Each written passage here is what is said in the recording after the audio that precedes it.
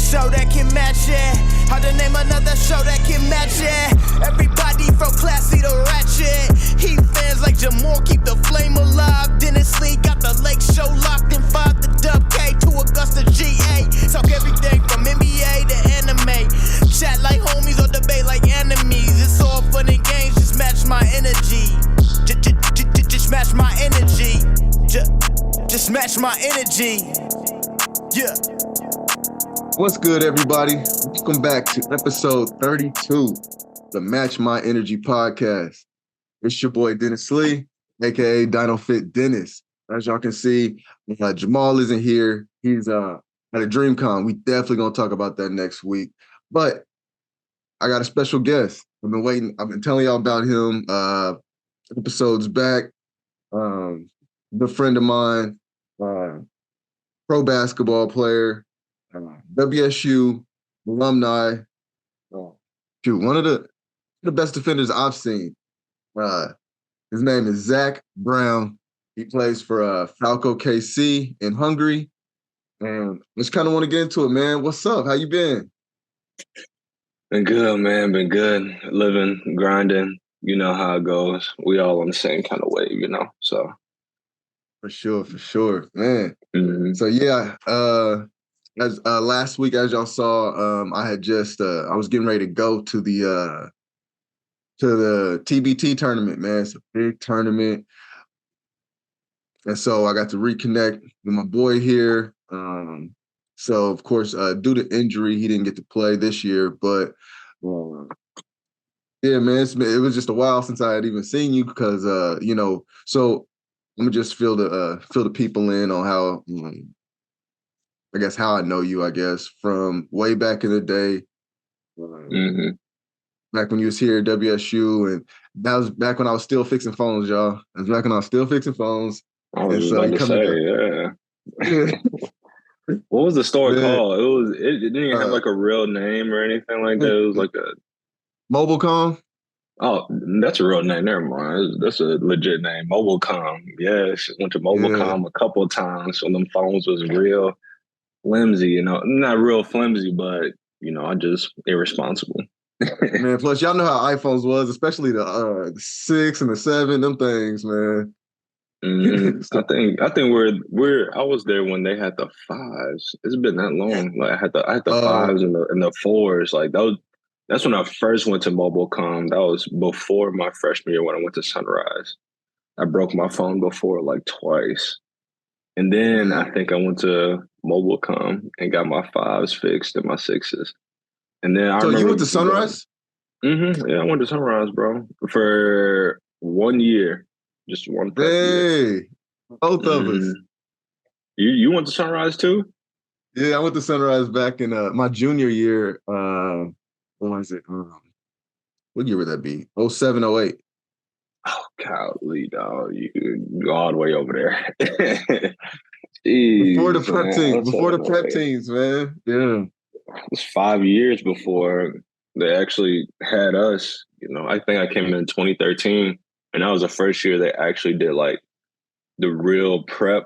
We had a bunch of European guys and a bunch of, my bad, I thought someone was coming. Had a bunch of European guys that they just brought over. They needed bodies. Found these kids that wanted to play basketball at a higher level. We had a guy, Marvin Clark, who was committed to Oregon at the time and ended up decommitting and going to Michigan State. But yeah, we had a couple solid guys. Larry Dennis, I don't know, he's from Wichita. You know Larry. Yeah. He played on our team as well. You know Larry. Yeah. But yeah, that was our little squad right there. We were the first people. And now they have like kids like Grady Dick coming in on the same level and, doing what they're supposed to do. So it's real solid. Like real interesting program. Man, for sure. Yeah, that was back in I was there back, and it was just like it was hard for us to even get kids to be on the basketball team. I mean, because we were like a really good team, but and I didn't know this because I went to a different school every year. So I get to Sunrise, and I'm there. I want to play basketball, but they wanted me to also play football, and so I played that too. And so I'm talking to some of my friends that played football, And I was like, "Hey, you gonna play on the Sunrise team, or you gonna play on the team, right?" And they're like, "No, ain't no way." And I'm like, "What? Why are they so scared? Why does everybody keep talking like this?" It's because they were scared of Coach K. Well, those from Sunrise, no, I'm not talking about Coach from Duke, Coach Kyle, and Kyle Lindstedt. and yeah, Kyle Lindstedt, man, because he would have us running. I didn't realize how hard the practices was and everything like that. So, yeah, no, we ended up going undefeated there, but that was back when we still had like a little Adidas deal and not nothing too crazy that they got now. But we had like, Right. was it four foreign players? I think, yeah, we had two Bahamian players, one guy from Scotland that was like 6'4", did not miss from three. And then we had a 6'10" Russian guy, Igor Shakhmatov. But that was like the Oh, early that's stages. a legit team though. That was still a legit Dude, team. Like he was no, still we trying to was, build something from there. I can see yeah, it. yeah. We was hooping. Then we had the rest of us was, from there and everything. Like, but it was Mhm. tough, man. I remember we had like a 5-hour practice one Saturday from like 5 a.m. Actually, it was longer than that. It was like from 5 a.m. to like 1. We was just looking at each other after practice, like, why? Why do we do Yeah, this? I was about to say, yeah, it kind of makes you reevaluate yourself and what you have going on in your life. It's like, what am I really doing here? What's the value of having this 5 hour practice for me? What did it do for me besides, make me resent whoever was putting me through that deal? But Right. Wanted to cut nah, off my legs, man, because they was too messed right, up. Man. just getting mad. The only thing that would do is just make me mad. There's no reason for that. There Dude, was never a reason. But he'll test your gangster, test your man. manhood. You're like, all right, I'm a dog now. I got through this now. You don't have to keep testing me no more. I mean, that's a lot of So, guys though. man, yeah, that's true. Especially like those high level coaches. Shoot, you came from high level coaches. So I was actually going to ask you, like, why did you pick WSU? Uh, very impulsive in my opinion. Like I had no idea. Like my dad didn't go to college to play any sports. My mom, she went to University of Houston to play sports, but I just, they guided me up to the point to where they did their job and got me a scholarship. You know what I mean? Right. But I didn't know the game. I didn't know how people moved. Did not know how political things were. In the back end, there's AAU coaches. I didn't know this.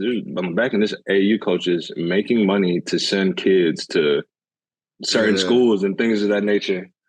So I impulse commit. Didn't even go to another school. I started really getting my recognition. Started getting Big 12, Big 10, Big East.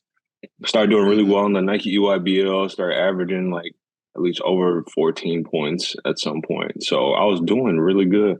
And Wichita State dude KT Turner, who ended up going to SMU like that same year, Mhm. recruited me, and they have just been keeping an eye on me since I was in Houston playing basketball and at South Kent in Connecticut. So, Okay. it was just kind of, in my head, like, kid kind of prize. Oh, this is the only team that was loyal to me. This is the only team that was really looking out. So, I'm gonna pick them. So it was really kind of a very quick decision. Like they did their job in making sure that I got there, that I was locked into Wichita State, and kudos to them for that. Like I really Man. appreciate my guys. I appreciate the whole organization and the school, my friends. But it was a quick decision, very quick. Okay. See, yeah, because that's one thing a lot of us don't really, I guess, know. I mean, I watched the movie Amateur. Did you ever watch that on Netflix? No, So never there's this seen it. movie. This is a movie starring Michael Rainey Jr., the dude from Power. Mm-hmm. And Mm-hmm. basically it was like showing how he went to like a prep school. So like being from like going to Sunrise and all that, I was like, hey, this is kind of, hella relatable. But it's basically showing how like a lot of times teams or schools or like you said, AU coaches will like kind of like subliminally like funnel you to whatever school you want to go to. And sometimes that could be based off of their relationship with coaches, or even like that school's relationship with like a sponsor. So like a Jordan team will try to send you to a Jordan school, or a Nike team will try to send you to a Nike school. And so it's crazy to hear that, you know. Man, these kids are getting agents at young ages and things like that. There's just things about the game that I did not know. Before the NIL, before all that was even taking place, like under the table kind of deals, you know what I mean?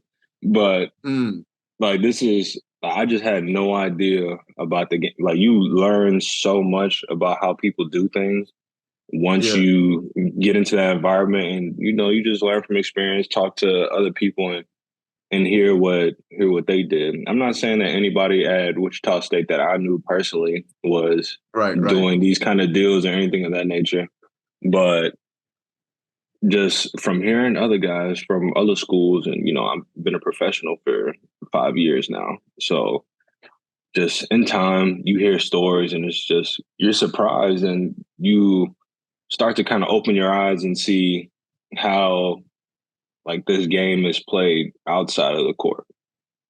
Man, if that makes any sense. Yeah. No, for sure. Because it's a lot more than just shots and rebounds. Yeah. Political is very political, man. See, and that's, man, yeah, we might have to have you on for like some other episodes, because we get into that a little bit, like how a lot of times you'll notice like, why is, like, you'll look at, like, sometimes you'll look at like, I don't know, because we watch NBA a lot more. You'll notice that with players, you'll be like, so why isn't Melo playing? Well, not he's retired, but like before, you're like, why isn't he in the league? Or why isn't DeMarcus Cousins, if he's this good or whatever? And it's like, well, there's some type of political, or they know that there's business with this player over this player, knowing that there are good people that are in the league or getting drafted. You'll be like, well, why didn't this guy get picked up if we know he's nicer than this dude or whatever? Like, so when would you say in your mind you were like, I know I'm gonna go pro somehow, some way? Man, it was a very far-fetched dream, to be honest with you. I'm kind of having deja vu right now talking about this. It's kind of weird, right? How you get that deja vu. But I kind of had the dream when I was a kid. When I was a kid, I was bigger than everybody else. And then you kind of level out around that middle school, high school area.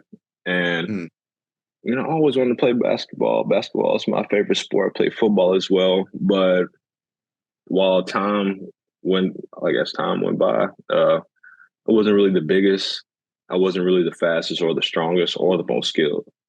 So I had all these kids in high school. You know, I didn't play varsity. I played freshman 18. So my sophomore year, my coach didn't even want to put me on varsity. You know what I mean? I remember I was asking for team shoes, and he wouldn't even want to give me the team shoes type deal. He was like, and I begged him. I literally begged him for these shoes. And he gave me the shoes. He was like, just because you got these shoes does not mean you're on varsity. I still remember that to this day. But luckily, like, me and him are really, really good now. Like, I just think it was a sense of, like, me just prodding on, but, like, closed mouths don't get fed. You know what I mean? But, right. But in turn, like, it was pretty far-fetched, but it was just something that I was dedicated to doing. And in time, I got bigger. I got stronger. My skill set got well enough to where I was getting recruited to, you know, these schools. And while these other kids didn't have the same opportunity as me, who were better than me back then, is all I could be is grateful for the position that I'm in right now. Because there's a lot of people who didn't have the guidance. Like, when I talk about guidance, like, you know, you not knowing the game, my dad was just talking me up all the time. You know what I mean? Talking me up to all these people. Hey, this boy, you know, going to all these other AAU coach, all these, man, I played on 6 different AAU teams until I got to this Nike EYBL team. Okay. You know, and he was just like, yeah, this boy Zach, he's gonna be good. Like, I gotta watch out for him. All he needs is somebody to help him get that skill right. And, you know, next thing you know, I'm doing what I'm supposed to do. And from then on, like, it just went up from there, you know. Man. Yeah. See, it's like, Like literally, we just talked about this on the like the episode before Father's Day. It's like having that good like sometimes you just need a good boost or a good like your family to just kind of be there and just like hype you up before you hype yourself up, you know, like and so for him to be there for you and just like have that extra encouragement, who knows? Like, you know, like if you didn't have that, you probably just been like, I don't know, the nicest dude that worked at the store or something, you know. Man, back in the day, he was, Exactly. you know. Exactly. Like being able to go to South Kent, like them pushing me to go to prep school, leaving Klein Collins in Houston to go to this prep school was already something crazy within itself. Not a lot of people understand the different levels of competition in other states and other leagues. And, you know, like I'm playing with Noah Vonleh, who used to be in the league, Brewster Academy, and had all these guys, and everybody went D1, Syracuse and NC State and things of that nature. And once I really got into that environment, like I could finally grow. But I couldn't get into that environment without my dad just being there for me in that aspect. Like you said, like he didn't know anything about basketball. Like he didn't know anything about the game. He didn't know anything about AAU. He didn't know anything about recruiting.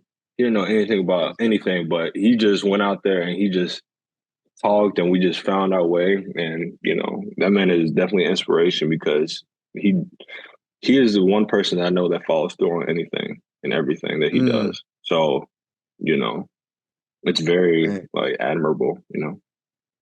See, and that was one of the things I was going to ask, you know, was who like is a big inspiration to you, but obviously, man, that's your dad, and and that's where you say like, you know, having a good dad around, you know, is very powerful. It's very powerful in reaching your goals, and just like sometimes it's like you don't even have to give me anything, just hype me up sometimes, you know, and just tell me I can, you know, and so and for him to go through and do all that and talk to everybody else, it's powerful. Absolutely. I would ask because I kind of have because I've been watching for a while with your game, so I kind of have an idea. But who would you say you model your game after, or who you look the most like?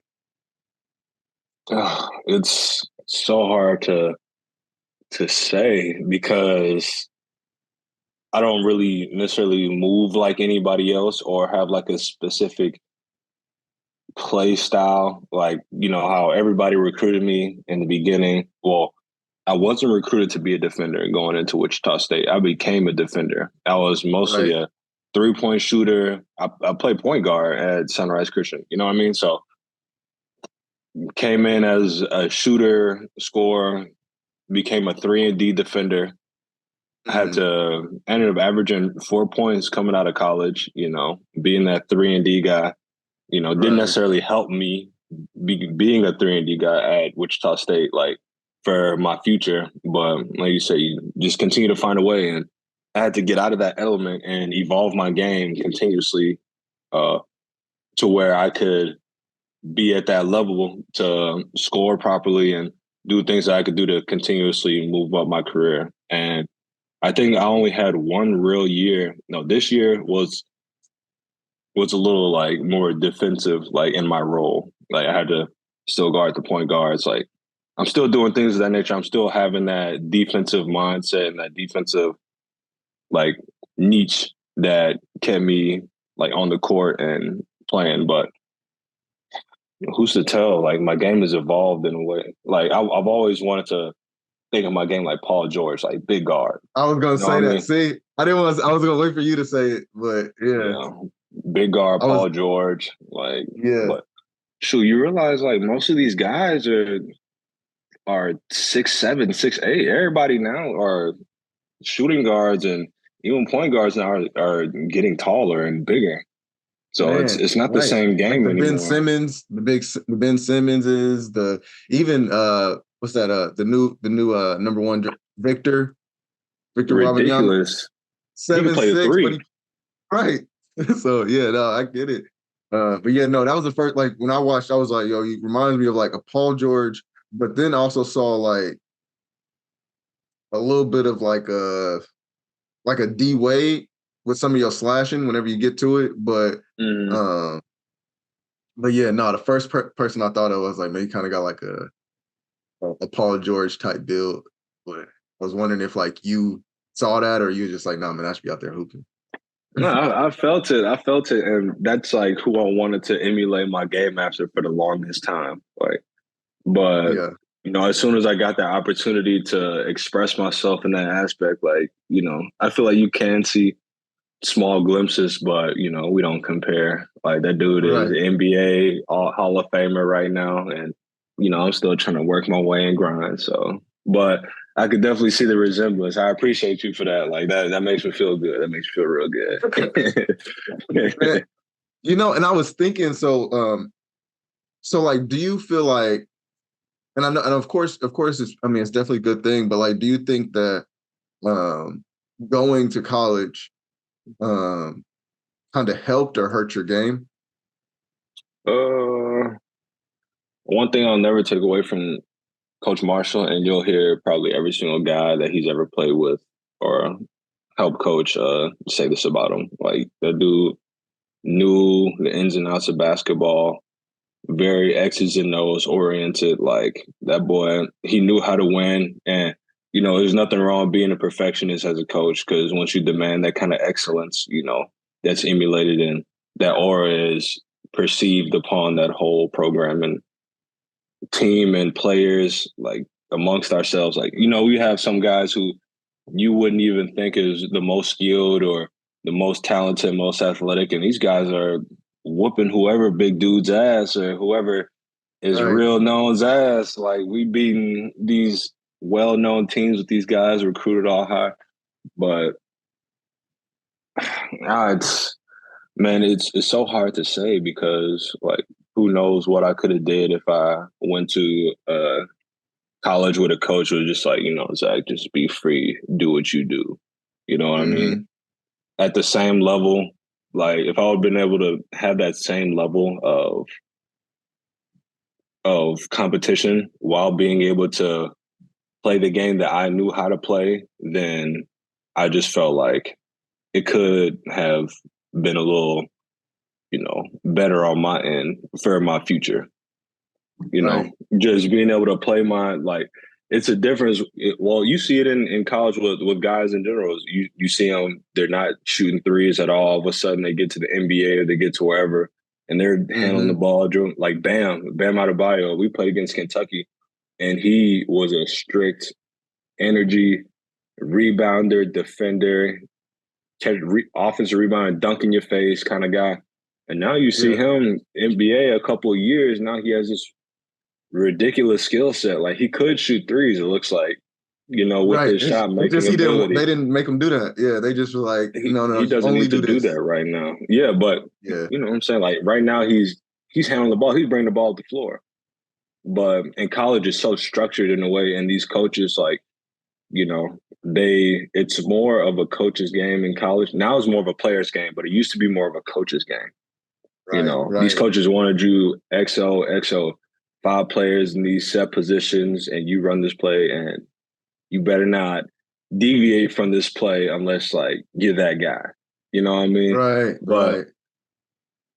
Like now the game has just evolved in a way where, you see these coaches, these kids are coming down just dribbling and popping a three in the middle of a fast break, not even one pass, no, you know what I mean? Crazy to me. That's so crazy, because the game was like, I've seen such an evolution of the game to where fast paced, man, so fast paced. Yeah, it used to be like an inside out game where we look for the inside pass. Now you got people with 20 seconds left on the shot clock pulling up from 30. Like, what are we doing?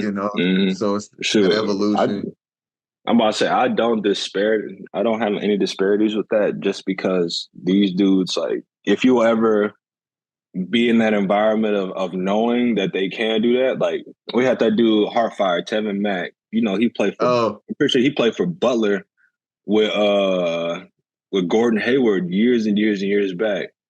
Bro, I didn't know he was that big, and like his game was so confident, and this dude's my height, 6'8", shooting threes, handling the ball, and things of that nature. Like, and they could play against that team right there, the Heartfire team, in my opinion, could go overseas and or play anywhere and dog half of these guys just because based upon their skill, just based upon their skill set and, you know, their caliber of player.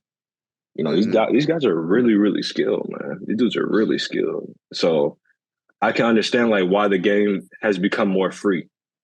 Yeah. That makes any sense. Because like you said, now it seems like it's become more of the players over the coaches, you know, where we kind of look at that and kind of let them, well, I guess you would have insight. The coach kind of goes, this player, and this player, you're kind of free, or just this player, you know. So speaking of which, you know, the TBT, because you mentioned the heart fire and all that.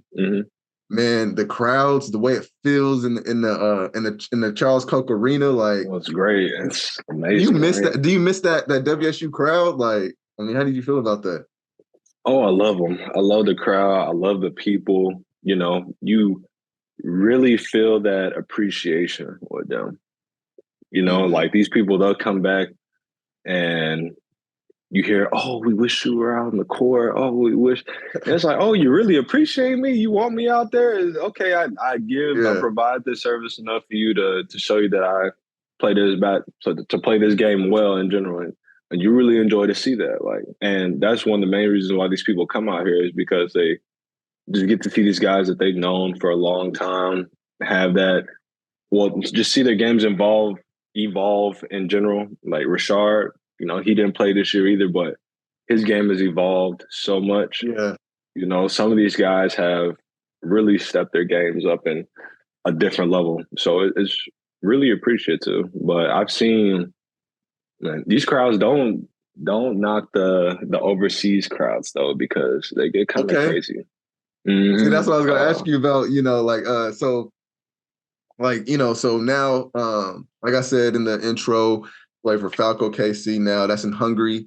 Hey, like how has I guess Hungary, you know, changed your perspective on life? And like how has like Euro basketball changed your game? That's a two-part question. Asian experience, understanding the game more, understanding angles, understanding your body. You know, I feel like even if I was here in America, it would still change just because I continuously work on it. You know, I want to evolve. I want to be a better basketball player than I was yesterday. Like I look at myself in college and look how I move, and I'm like, God, I'm so freaking stiff, dog. Like, what did I ever stretch ever in a million years? And you watch my game now; it's a lot more fluent, and I'm moving better. And you know, that just comes with time and understanding. You know, it's better when you know these things at a very young age. But you know, once you start to figure some things out about yourself, start to understand your body more, like it really is a game changer. You know, like people always told me to stretch. People always told me like make sure you work on your ball handling. But you know, not until you realize that you really need it and it really is going to help you is, you know, sometimes it's more late for others. But true.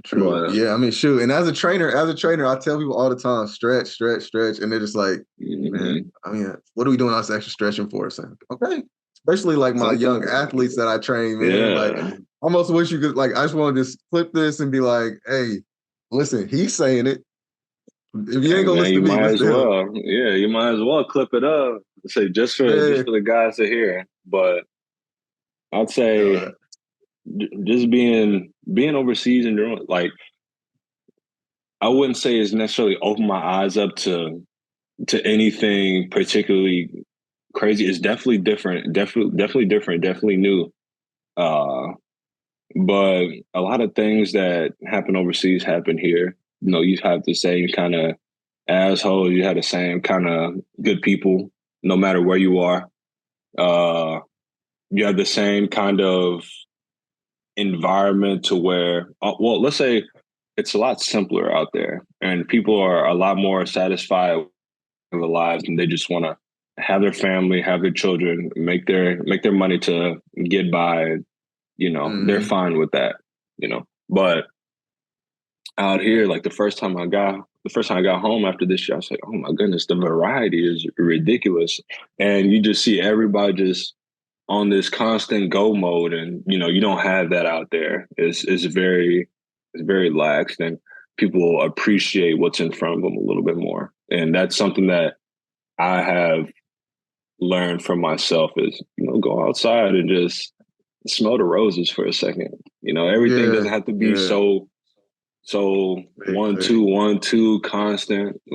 But as soon as I got back home, I felt that, and it was just the energy of how I felt I had to be. Is just now I'm on go mode.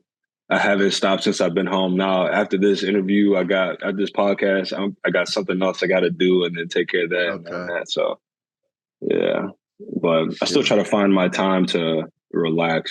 Keep myself grounded and in my head. Mm-hmm. Man, yeah. See, I figured because I was in the Navy and traveled all over the world. I remember being in different countries, and it really kind of helped me put life in perspective. I was like, okay, I was more appreciative of things, and I became less I guess materialistic and stuff, because you go to some of these places that are a lot poorer, a lot more, I remember playing basketball in this Filipino basketball league. And I had these I don't know why I did it, because even as a hooper, this is gonna sound crazy to you. I used to hoop in these Jordan 1s. It was these red and black Jordan 1s. Hey, I hooped in Jordan 1s as well. I hooped in Jordan 1s. You gotta take them soles out, put different soles in. You want to hoop in them. Yeah. See, I didn't even do that. Man, it felt crazy, but I feel like I could dunk easier. I felt better with my ankles dunking with those. So I was like, okay, this will, so I started doing that for a while, and I had a few other pairs. And after one of the games, it was this Filipino guy. He was like, hey, bro, you have any other of those shoes? And I was like, yeah, man, I got some Jordans. I was like, what size are you? He said 11, we're same size. And look, yeah, man, come back to my room. I'll see if I got something for you.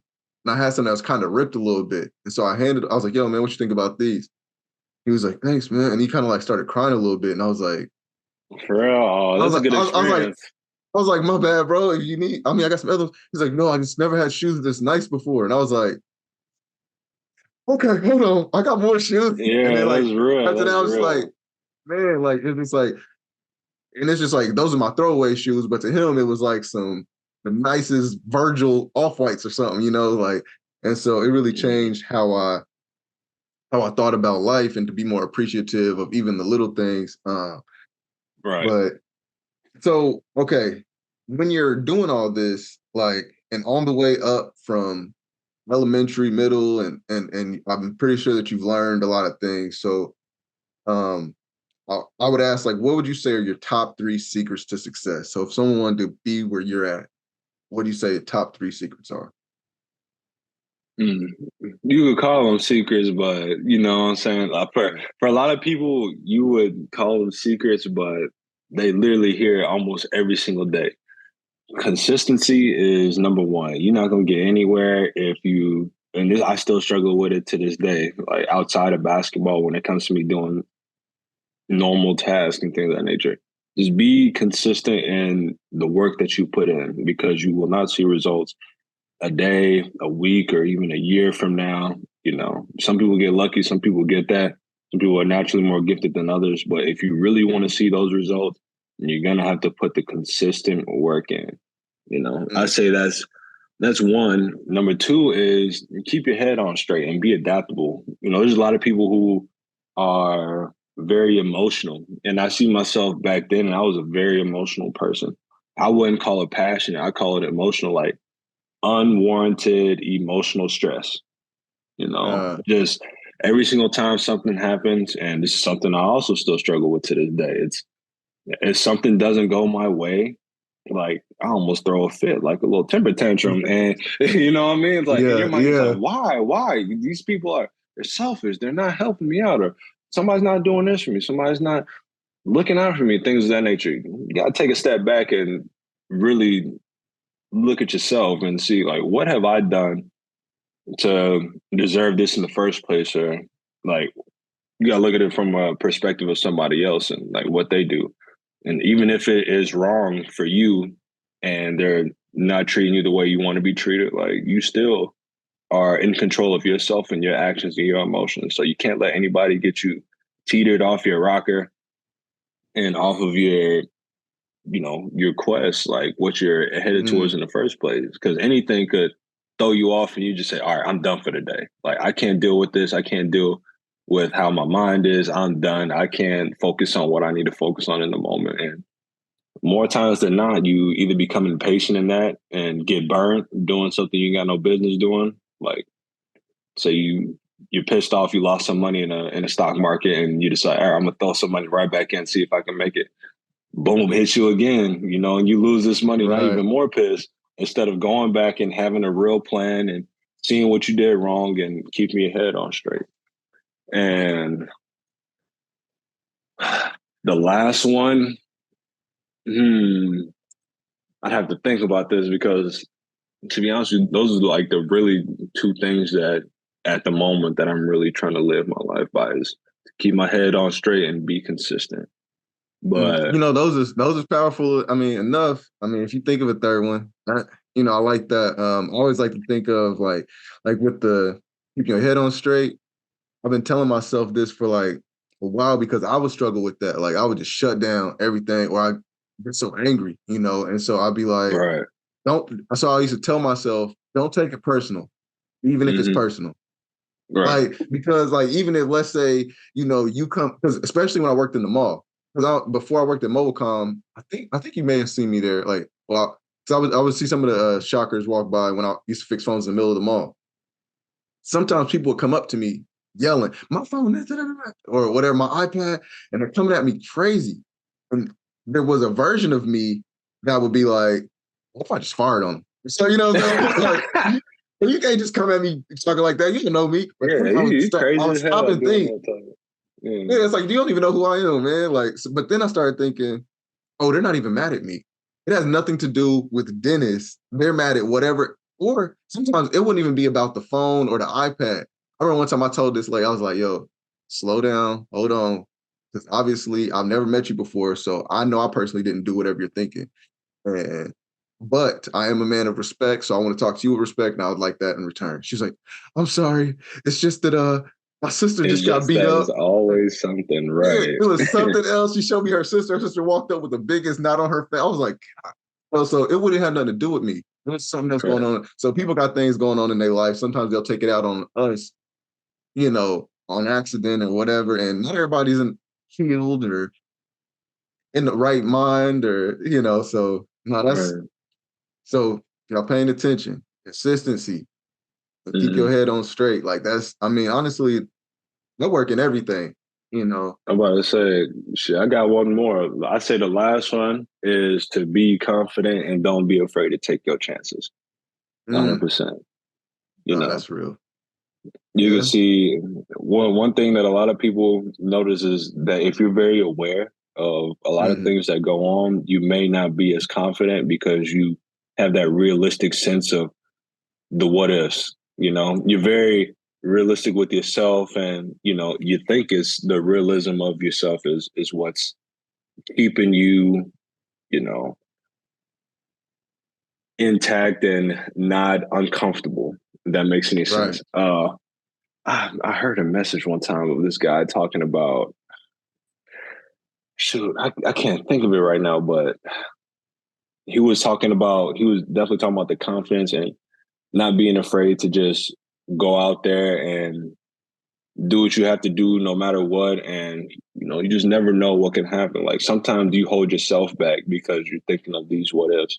And in turn, like I was just about to say, a lot of people you see who aren't that aware or who have like this crazy blind confidence, you think like, bro, there's something that might be not right in this dude's head. It's just he's consistently just wilding out and thinking that he's just like the top dog of this thing.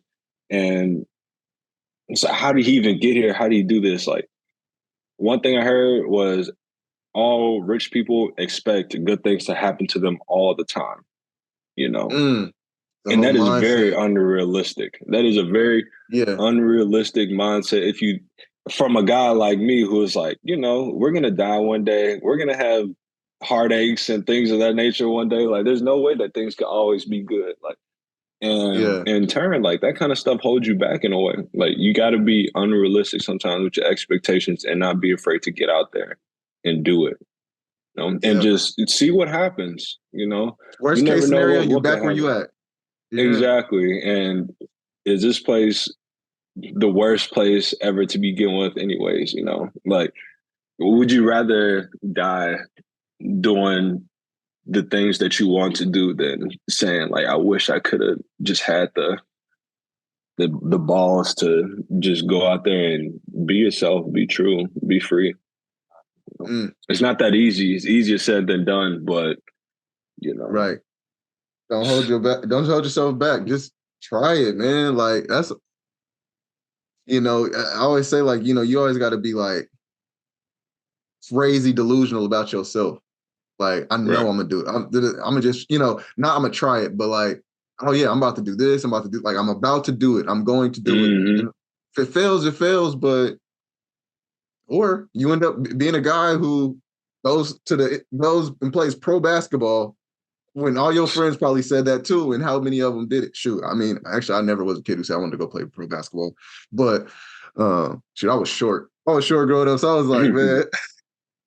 Only a select few people in this world like have those people who are always telling them, you can do this, you can do this, you can do this. Yeah. Like 90% of the time, you're gonna have everybody that's outside of your circle telling you that this isn't feasible. Are you sure you want to try that? Exactly. Like that's so like, if you just don't have that. That's why I sometimes say, like, I see these people out here just the biggest, blindest confidence. People are booing them.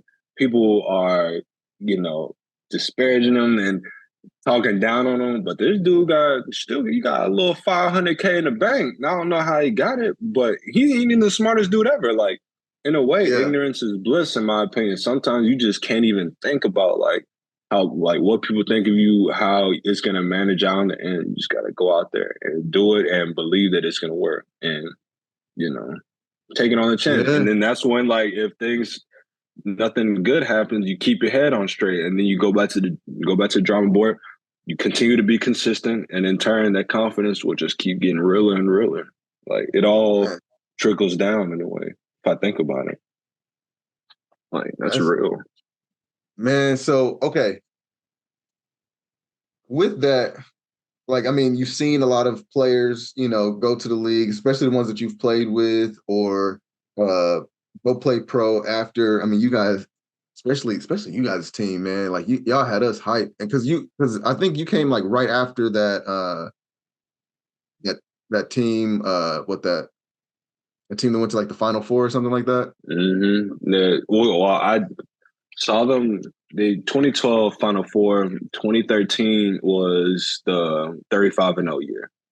Oh yeah, they lost to Kentucky in the second round. Yeah, so it was that, and then but then you had so then you came like right after that, and you guys had Marcus McDuffie, of course Fred VanVleet. We still had Ron. We had Darius. We had Shaq. We had Tikel still. Yeah, man, you guys had a squad, man. So besides those players, I guess you could also still include those, but who are some of your favorite teammates on and off the court? Like to this day, I got their number, hit them up type of thing, or like even like outside of Wichita State or just in general. Oh yeah. Let's go all together. You got my boy Shard, you got my boy Rashard, Daryl, and Marcus, these guys I still hang out with like consistently to this day. Mm-hmm. These like my guys, like D Will's my right hand man, like Rashard, like I love all these guys to death. You know what I mean? I still, I appreciate everybody who I've ever played with, like especially at Wichita State, because we still talk about our memories all the time. Like these memories will never die, but sometimes we just don't get to see each other. Like we're gone 10 months out of the year, 11 months out of the year. And for this 1 week, you just get to see them and then not even get to see them in the full week. Like, it's chopped up and you see them 4 out of the 7 days and all of a sudden you're just gone again. And, it's really not enough time in this world. But There's a guy who I played on who played on TV team last year, James Dickey. Super cool. One of my best friends now to this day. Like, we all communicate like with each other. And I have two guys my first year that who I still also talk. Man, there's so many guys that like these relationships and these friendships last forever, man. Like, you'll be surprised. Like, I could name off 20 dudes who I still like that hold a special place in my heart just as a friend. You know what I'm saying? As a person who I wanted to see make it, as a person who I grew in this specific area. Like in Cyprus, I had this dude named Derek Ogbede who went to Georgia, Issa Ahmad, Isaac Hamilton, and Devin Thomas, and it was four of us, and we hang out every single day. Like, it wasn't the best league in the world, but we live right across apartments from each other, and we just hang out every single day, just always chilling. See, because I think people don't understand like how that like the team and like why like I think sports period is like really important, because it's not just the whole like putting basketballs in baskets or scoring touchdowns or whatever. It's also you're building these life skills and these bonds with these people because y'all going through these like similar things, like to the point where if you see any of your old teammates, maybe you ain't even talked to them in like 5 years, but you see them at like the grocery store, instantly y'all reconnect like it's like y'all ain't missed a day. Like that's the bro, bring it in, So yeah, it's man, because y'all had. I seen so many like good players come out of here. But then like I heard you like mention, I mean, of course we talked about Sunrise and stuff. So and then Coach K, he ended up being like your assistant, wasn't it? Yeah. How was that? It did. It was cool. I ain't going Right. I ain't going, say nothing bad about him. He wasn't a bad dude, Wichita State was not his school though. Like, for the time, I was happy he was there. I was happy he was able to get that job, but it was just a completely different, environment for him once he got there, and it was tough on him. Like, Marshall was tough on him. I'm pretty sure a lot of people were tough on him. So, Yeah, I kind of wondered about that. The whole, because of course being from here and even national, I mean, it made national news as well. The Greg Marshall stories and all that, like, So, I mean, of course, like you said, you learned a whole lot and you got a lot from him, but was the intensity, I guess that's the word I'll use there, was the intensity of Greg Marshall, what was the good and bad, I guess I would say, of that? It wouldn't bother me so much if I had like a real relationship with Marshall, like if I knew that, like that was like my guy.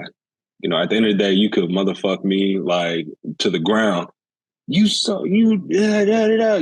part of basketball. It's for a lot of coaches. But if you pull me to the side and say, hey, I only do this because, I expect great things and I consistently expect great things for you. And I want to see you successful in the end. So, but I wouldn't necessarily say, like, it's hard to get into because, I don't want to bad talk Marshall. Like I said, like, everybody has to give him his props for, building what he built. It's not easy, like, but it just wasn't, like, in turn, like, the main reason I stayed at Wichita State to begin with was my teammates, it was very comfortable for me in the moment. Like, the fans, like, I was getting a lot that I wanted. I even had trouble with grades, and they were like, all right, don't worry about it. You know what I'm saying? Like they consistently made sure I was good. And I'm like, I go anywhere else, like, who's to know? Like, is that unknown? Is that, being realistic with myself and not thinking like, hey, like, just in a way, just bet on yourself and whatever happens type deal. I was kind of afraid to leave my environment because it was so good for me. And like, we were winning as well. Like, that was the main excuse I gave everybody, whoever talk to me about it. You know, it was, oh yeah, I heard this and that, and Zach, what if you do this? What if you do that? I was like, we're winning. We're We're winning, winning. so it's Like, whatever. so Yeah. exactly. Like, how can I be mad? Like, I'm gonna reap the benefits from being a winning program. And Yeah. luckily, like, in turn, there were benefits from being winners. Like, being able to come back to TBT and have everybody love you and things of that nature. But it Right. wasn't the easiest, man. It definitely wasn't the easiest. But like, nobody in there was soft. Nobody gave up. Mm-hmm. There were times where, those days did get real hard. Everybody, you ever seen the videos of the kids? Uh, they record themselves in the locker room after the practice and everybody's head is just down and they just laid up. They don't want to move. Like, we'd have so many days like that. And, it only brought us closer together. So, I Okay. could be, I look back in them days, I'm appreciative. For sure. Yeah, no, that's what I was talking about with those 5-hour practices and stuff. That's how we was looking. But it was before phones, so we didn't have our phones out like that. We were just looking at each other like, what do we do? What do is this okay? Like, quiet, that locker room is so quiet yeah, in there. No moving, no music, no nothing. Nobody saying nothing to each other. Oh, ain't them no days, jokes, ain't man. no jokes or nothing. We just No serious joke. face. Man, Oh no. God, that's hilarious.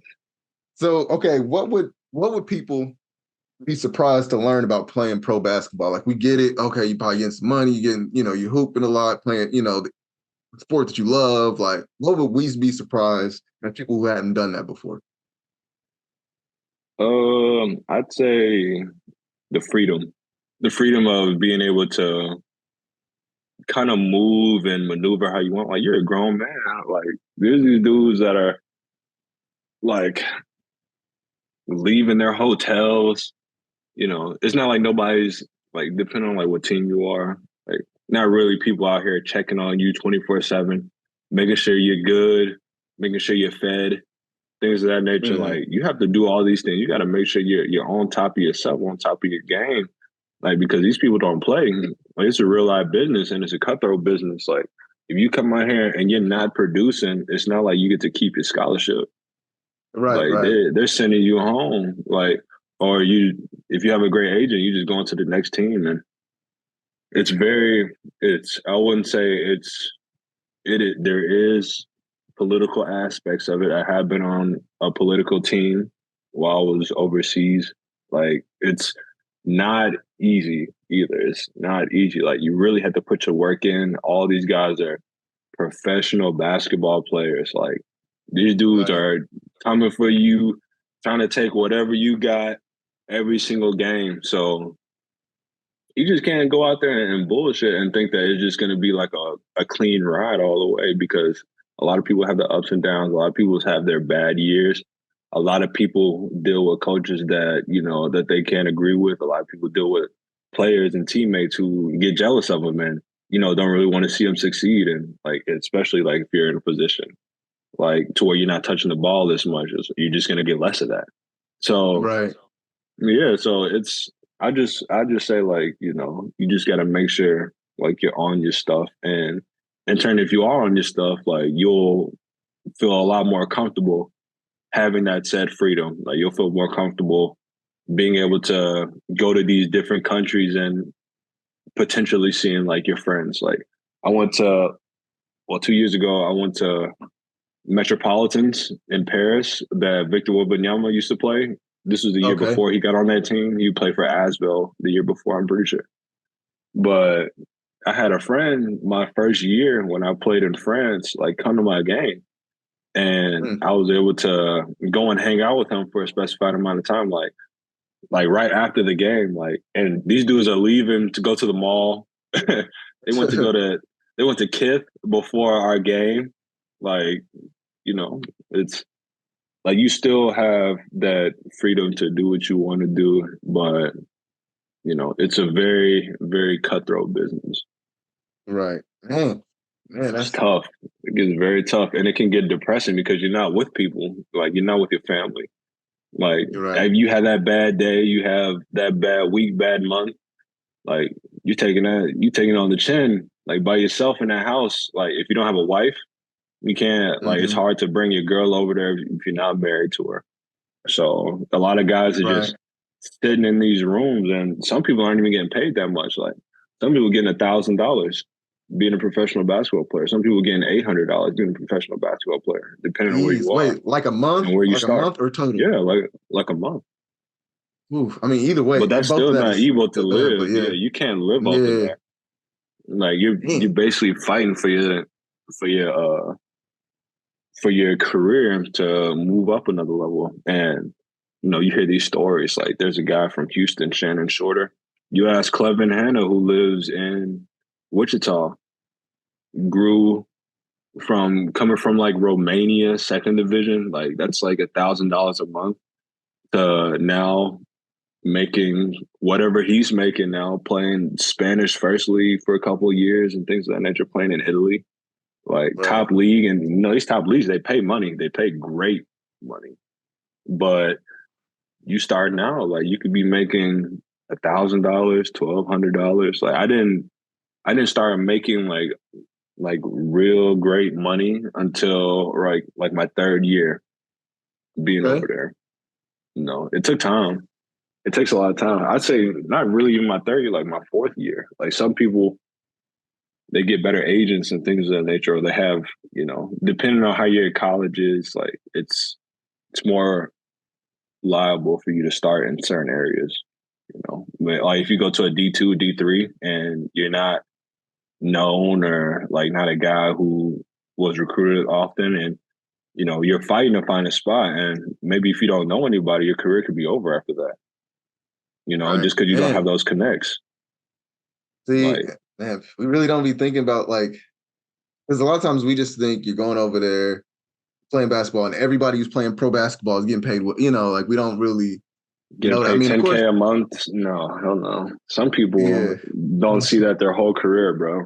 Some people, they stop playing because they're like, hey, I could make more money working a regular job at Costco than, Right. going overseas and playing in this third and second division all this time and fighting my way 5-6 years later to where I could finally make money. Like some people may not have that time. Some So people do you got get families, got kids. do you get paid off of like jersey sales and stuff too over there or no? Not really, not really. Sponsorships and stuff like that. Like you can definitely get sponsored. Some people do get paid off of that kind of stuff, but there's certain levels to it. You have Right. the NBA, and then after the NBA, you have Euroleague and the Australian League. And then after that, Mm. you have like China, the CBA league, that pays some of the most money over there overseas. And then after that, you have the Euro Cup, Champions League. Like it's all finicky. And like I had a guy when I was in third division France, 7-footer. He was like 7'3", and he had a sponsorship. And I didn't see anybody else catch sponsorships until I got on. So I started playing Euro Cup, and I had 3 guys on my team that were sponsored by Puma. Hey. And I don't know for sure. Like I never talked to them about the sponsorships, but I just knew that they got free shoes and free gear. But I don't know if they were getting paid to promote Puma that way. Right. You almost should. I mean, I think like not even just like in basketball or in sports, but period, like, I think we almost have to open it up more to talking to people like, yo, man, how much you getting paid off this? How much you getting, especially in your same field, because then that's how you're able to go, hey, so if so-and-so is getting this much, I think that might be why people will publicly put out like when, I don't know, Patrick Mahomes gets this big check.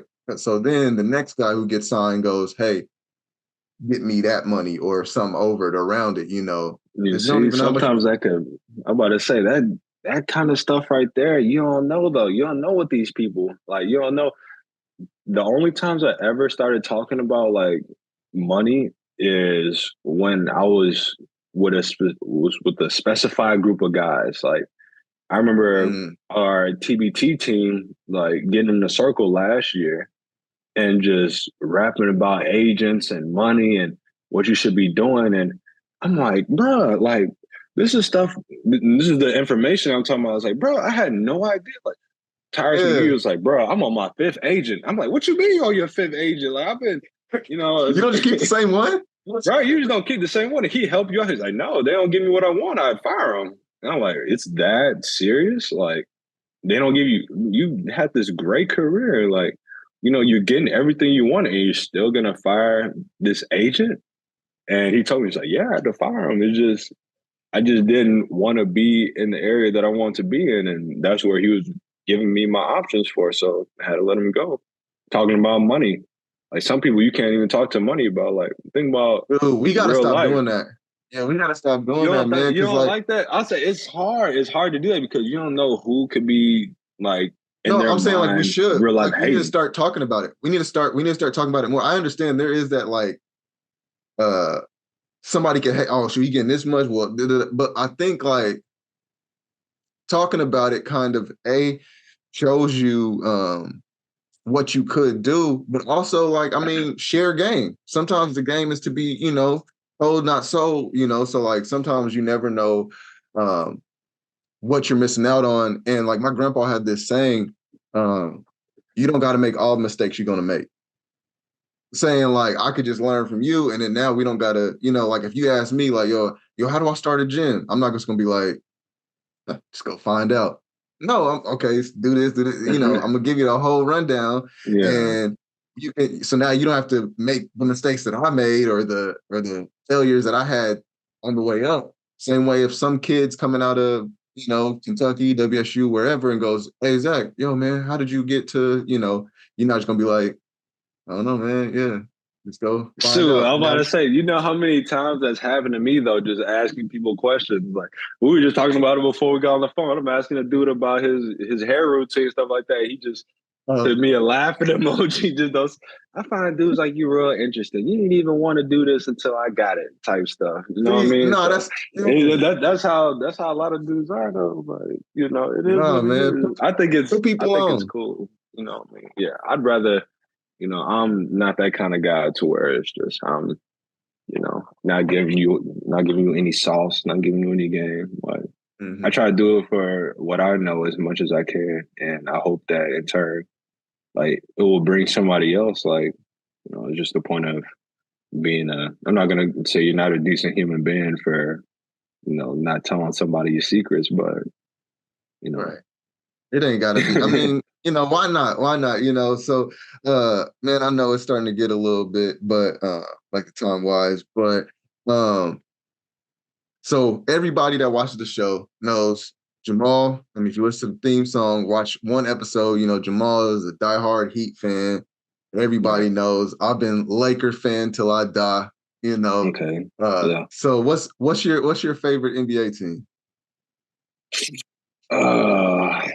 It's also a hard question because never really had one, bro. Never really had just like a specified like organization. I'm just like, this is my team.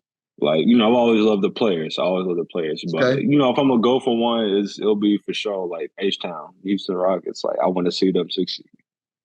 Right. Representing the home team. Yeah. Mm-hmm. Okay, so that's true. And speaking of which, you got your boy who just signed to the Rockets, so that's that kind of help out with Fred. Right. So, I'm gonna see if I can text him right now. Actually. I wonder if he even has like the same number through all these years. Right. I bet you he definitely changed his number at some point. Yeah. Oh, when he got the contract extension? No, just You know what I'm saying? Like, I mean, it sure is what it is. I would probably have to change.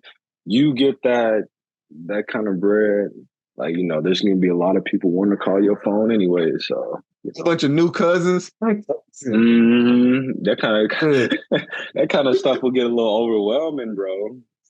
Yeah, man. Dude, I remember. Because I remember how it was right before he got drafted. I went to go see.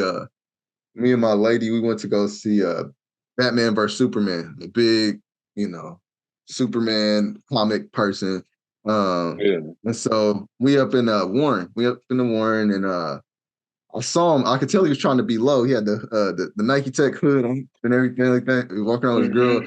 And of course, I knew him because I knew all of y'all from fixing phones and all that, seeing y'all at the mall and that mobile comm stuff. So I was like, oh, what up, bro? You know, but I could tell like he was trying to sneak around, like walk around. And he went up to me. He was, oh man, what up, bro? How you been? Blah, blah, blah. Still cool. And my now wife was like, that's Fred, like, because we had just went to one of y'all games or whatever. And I was like, yeah, and so she didn't realize how cool, or I didn't know like how cool of a guy he was with, personal and, or how most of you guys actually are, because we normally just see you guys as like the players, we don't really, or most people don't really get to have or form the relationships and know like, hey, y'all just regular dudes that just also play basketball, All right. But 100%. 100%. No, I was just saying, like, bro, you'll hear stories and everything. A lot of these dudes are just regular dudes, man. Especially the way they act. Like, you'll be like, man, you childish as hell. And he out there, have this whole persona, just a completely different human. Like, bro, right. Like, you'll see. So do you feel like you put up a whole different persona, or like are you still like the normal same person on off? I'm pretty neutral. Like whenever you see me, I'll most likely act the same way I do. I mean, on the court, like of course you got to have a certain level of intensity. You know what I mean? You got to be locked in. You got to be able to compete. Like you got to make sure nobody could punk you, like mess with you like that. And then especially you have that crowd behind you. And of course you're going to, feel that energy as well. But I come off the court, I'm a very easy person to talk to, pretty chill. Like I'm not gonna act out, I'm not gonna be weird or anything like that. Like I'm probably one of the most normal people you could probably come across, I could tell, regular Joe on the street. Yeah. Man, so what do you do like I guess what are you like into? Like, I mean, do you watch movies, anime? Like a lot more people into that. Like, I mean, what are your relaxation time? What goes into that? For sure. Oh, yeah, I mess with anime. Like I like movies and things of that nature. Usually play my game, hanging out with my friends. Like my mother asked me this like a couple of days ago. She was like, "What do you even like to do?" I'm like, "Shit, I don't know. I don't do nothing. I don't even know what I like to do. I go out, eat, just enjoy like being in my own space. Like I feel like that's the biggest thing for me, because I've been traveling nonstop for a very long time. So, just being in my own environment, just relaxing, putting a good movie on, things of that nature, just sitting up, playing my game and being able, I normally can't play my game now without talking to somebody, or else I won't play it. But, just having that good interaction is cool. It's fun. I'm not out here like going horseback riding or nothing weird like that, going surfboarding, wakeboarding. Going tubing, get on the boat. Yeah, that's not really my deal. I'm very, very lax.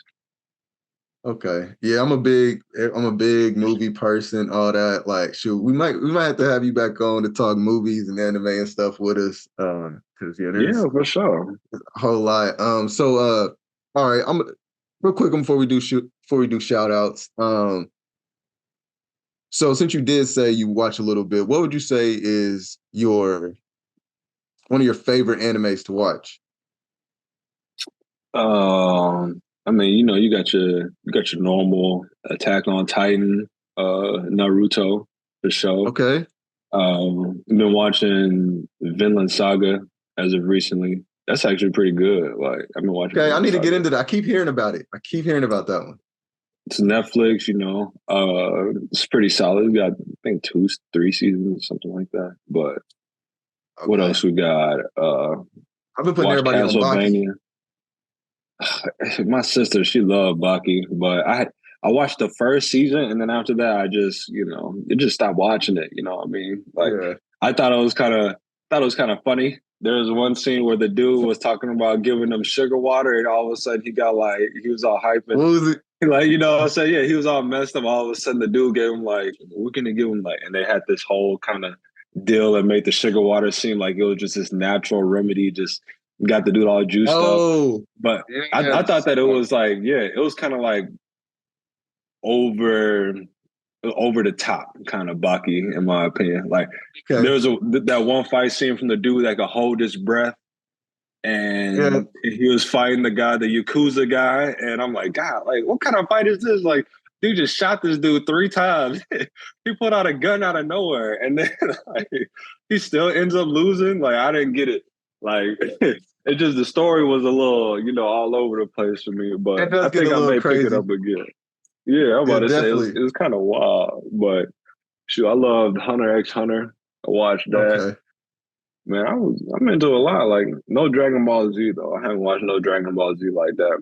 Just I know about it. Of course, I know about it. It's just no. I know, but it's so just great. much. Like, yeah, I'm about to say, like, of course, like me growing up, I'm that nerdy kid. I'm on the Cell saga. I'm on the Boo saga. I'm watching all that. Okay. Like, I know that. I know Dragon Ball Z, but I just don't like it. Just I haven't watched the full Kai. I haven't watched the full. Super? I haven't watched the full Super. See, Super was. I haven't watched any of the movies. See, Super was cool because they had basically, like old Dragon Ball Z, like they would be like 4 or 5 episodes, and it would just be him like powering up or whatever. And yeah, like, just man, getting get into it. to it. Get to it, bro. Like, yeah. So they finally like they had a lot less filler in Super, and they kind of got to it a lot easier, and so it's a much easier watch than like back in the day. Okay, you had to be a diehard to like really appreciate Dragon Ball Z, but even for like a crazy. Yeah, so Super's a lot easier of a watch, and I think you would enjoy it. Like that'd be something you get back to. But did you ever watch what is that, My Hero?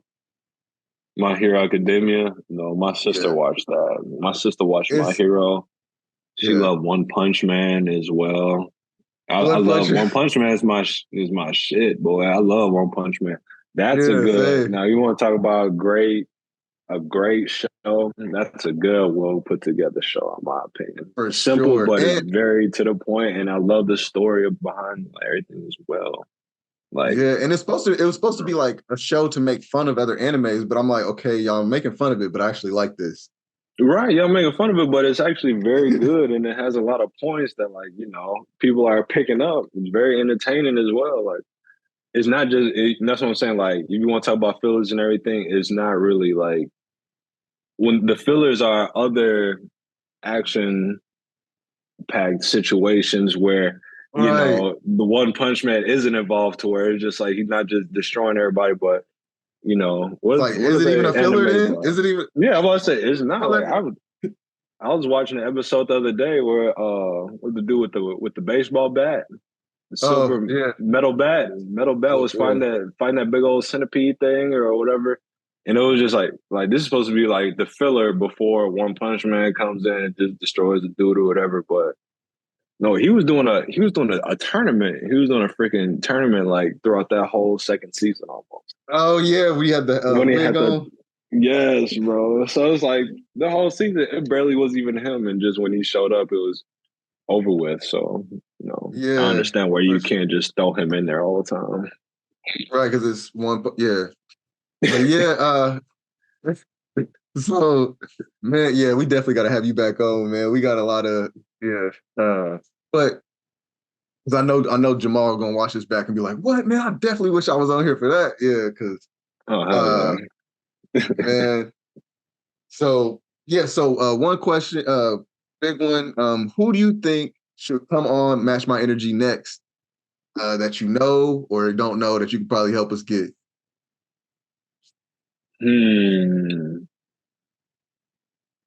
Maybe I could get my boy Rashard on here. Okay. Maybe I get Rashard on here. I'm pretty sure he has a little bit of time for right now. Anybody else like around that Wichita scene? Have you? I'm gonna say I know you haven't talked to Fayola like that, but he's very big in the Wichita realm. And he is very, very active. He's doing his thing as well. Not really into the whole basketball scene, but he does know a lot. He does know a lot. Does know a lot of people, a lot of connections. So he'd be a good guy to try and hit up. I'm going to say, outside of basketball, like you could probably find one of these young guys. Maybe if you could get in touch with them. I don't really talk to them like that. Maybe a coach. Maybe maybe get Kyle on here. You know, Kyle, he back at Sunrise right now. He works there now. Yeah. So, you know, and my the guy that I bought my gym from and did my internship with, Tim Semino. Mm-hmm. He was from up there at Next Level Hoops Academy. Okay, he actually they just said, I just saw it that he's actually got the new head, or was it varsity boys coaching spot at Sunrise. Really? What about Adrian? You know Adrian Maloney? Yes. Okay. Yeah. I mean to talk he's a to good him. person too. Okay. He got my boy Jarek Harden. He was working out with him when he was a kid, and now Jarek, he played for Manresa and played in Champions League with me this year. And you know, the summer league with the Dallas Mavericks, Jarek is really, really good, and he's from Wichita. You know, I mean, those are two Wichita-born guys. So these are guys you can hit up. Like, I'm pretty sure Adrian's pretty open as well. Like, I'm pretty sure he has a podcast as well. You know, I think so. I think I saw something about that. Yeah.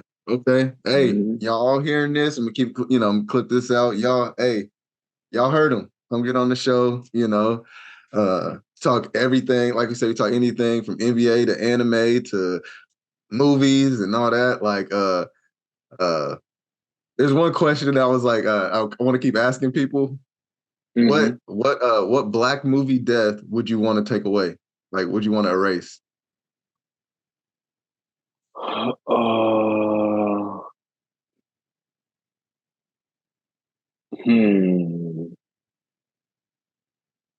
Like I heard somebody say, let me think. Ricky. Yeah, I heard somebody say Ricky from Boys in the Hood, and I was like, Ricky's a good one. Ricky's a good one. I'm thinking like, because I love sci-fi movies and things of that nature. I take away the X-Men with the dude where the dude popped the.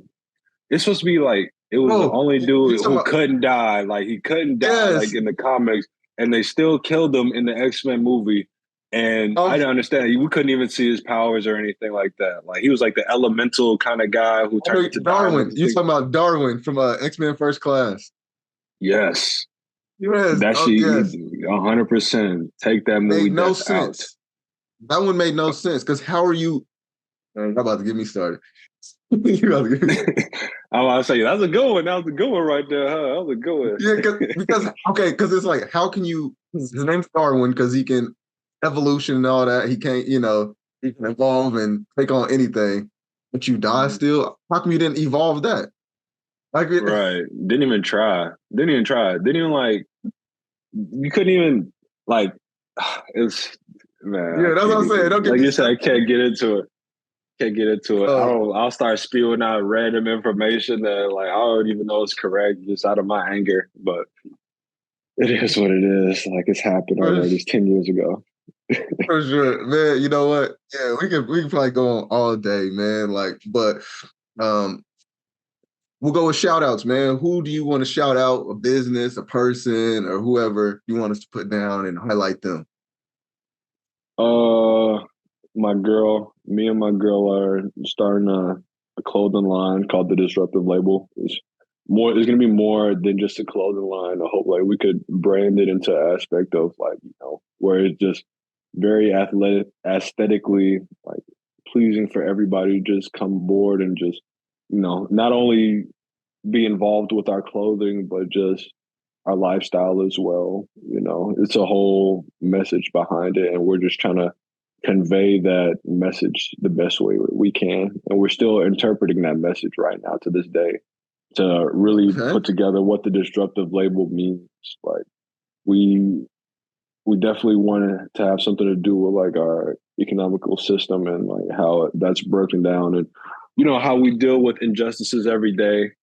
And, at some point, like, disrupt the level, you want to disrupt that injustice that's continuously going on in this world that we have today. Like, talk about injustice, man. I tried to cancel my not my life insurance. Try to cancel some health insurance, some bad health insurance. I bought some new health insurance as soon as I canceled this insurance, they want to charge me an extra $150 for the end of the month, and now they won't get on my phone call. You know what I'm saying? So they want to charge me some money. Like, little things like that can definitely bother you. I'm not saying that has anything to do completely with the disruptor label, but, just dealing with things of that nature, it could just, kind of get overwhelming. And we just kind of want to bring people kind of earth. And my mother's brand, I Choose Me, I'm wearing a shirt right now. They're still available, so. Okay. When she's kind of taken a small step back from that. Like she has a lot of other things that she's dealing with right now, a lot of other work, but she still wants to continuously keep that brand alive, and I'm still trying to keep that brand alive for her as well. So I say my two clothing brands I'm involved in. Absolutely. Okay. Absolutely. Man, yeah, because shoot, I like that. Especially because those are, it's not just I want to make a quick buck. It's like, I want to change. I want to help with mindsets and all that. Like, so it's powerful. Shoot, I'm trying to think of mine. I don't know why I'm blanking on a good one today. Shout out to the guys, man.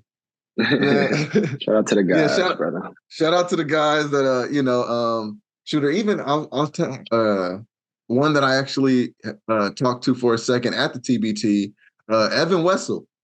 I'm gonna just randomly shout him out, man. He was wonderful guy. Yeah, wonderful dude, wonderful person. He went to Heights and then, of course, WSU. Because he played with you, didn't he? Played with me the same year. Yeah. Okay. Yeah. So, I'm gonna just shout out Evan Wessel. Just keeping the home team, and also Adrian Maloney. All those names that we named. But yeah, and yeah, we definitely gotta. We definitely gotta chop it up some more. But it's a good interview. Last thing. What's next? Well, I tore my ACL recently. Super unfortunate. So right now I'm, just grinding to get back. Main thing, grinding to get back, grinding to maintain my wealth, understanding things mentally, physically, spiritually. My get back will be January or February. So, like, who knows what's going to happen within that time? We just got to make the most of that time. Okay. Yeah. So right now you're not even trying to look for other teams or other leagues or anything like that. You're just like, get back right, get ready to kill them on the court. Exactly. Okay. That's all I can do. You know what I mean? For sure. You need a good trainer. I mean, shameless plug. So when I hop back to Wichita, I could definitely give you a shout. Okay. Yeah. Sure. Like I said, I train pro athletes, But I see your work.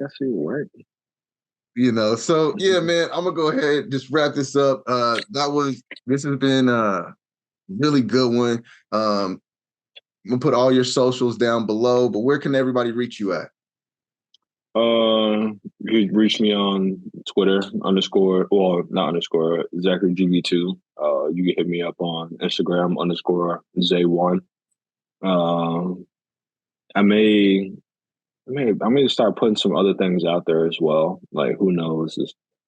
Like you said, right now I have the time to actually branch out and, figure some more things out about myself, what I like to do. Like, find a new hobby or something. So, Okay. Yeah, for sure. You could definitely hit me up on those. Anything you need, like, just easy. Give me a DM, give me a shout. Okay, got it. Yeah, I'll put everything down below. But yeah, so make sure you guys like, comment, subscribe, all the YouTube sayings. But yeah, whether we chat like bros or I debate you like an enemy, it's all fun and games. Just match my energy. Yeah. Be out. Just match my energy. Just match my energy. Yeah.